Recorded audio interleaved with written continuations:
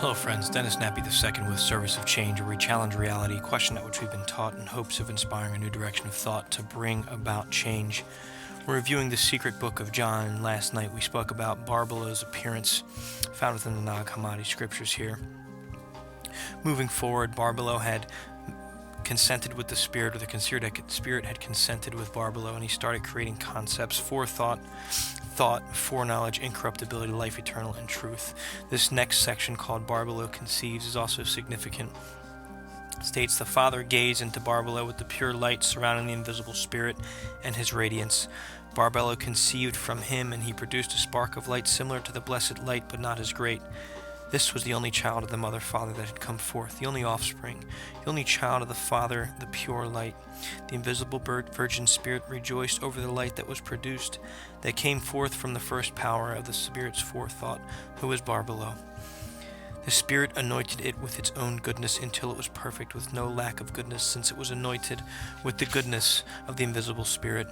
The child stood in the presence of the Spirit as the Spirit anointed the child. As soon as the child received this from the Spirit, it glorified the Holy Spirit and perfect forethought. Because of her, it had come forth. Now, why am I sharing this? This sounds very confusing. I've had to read it about 15 times to try to get it to make sense, just because of the way that it's worded. And ultimately, my point in showing this is that Barbelo gazed at his reflection, and he was feeling kind of narcissistic, and creation started. He wanted more, and he worked with Spirit and manifested these other concepts. And then he conceives a child.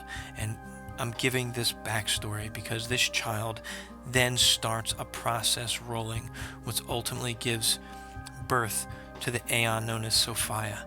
Sophia is responsible for creating the earth and creating the Archons. And we're going to start exploring that story, hopefully tomorrow, in our daily gnosis as to who Sophia is, why she's important, and who these Archons are and the influence they have over our life. It's a very important journey, very fascinating journey. So I hope you'll stick with it. I know some of this may have been a little bit dry this week, but I need to get a little bit of background done before I could jump into the next meaty stuff here regarding that. Again, don't forget to check out serviceofchange.com. Check out the Secret Podcast. Sign up for the Secret Newsletter. Comes out every single Sunday. Podcast every single Saturday. Thanks for listening, friends.